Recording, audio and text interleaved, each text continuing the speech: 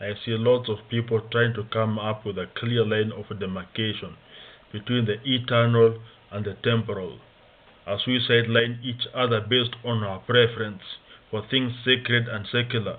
Lives are being pulled apart by extremities, two polar opposites. But when I look at Christ, I see him attending weddings and funerals. I see him at the house of Simon the Pharisee. I see him reclining at a dinner table with tax collectors and sinners. I see him get anointed by prostitutes like Mary. I see him cast out devils. I see him commune with lepers, touch blind eyes. I see him with Magdalene. I see him with Salome, his aunt.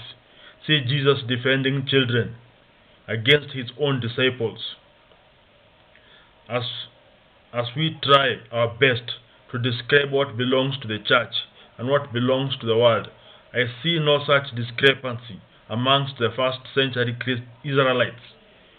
All life is sacred. All life is all life is sacred. All work is sacred. Before there was any need of mankind, God saw a need for work to be done, and because there was no man to work the garden, God saw it. God saw to it that it would not rain, or the earth produce shrubs and trees. Read Genesis 2. If we call, if what we call secular work was created by God for the purpose of mankind, why is it that mankind made a decision to separate sacred from secular? And before the advent of the church, there were no sacred or secular employment descriptions. The same men who applied themselves to the law of Moses fasted 3 times a week, paid taxes to the Roman government, and tithed mint, dill, and cumin.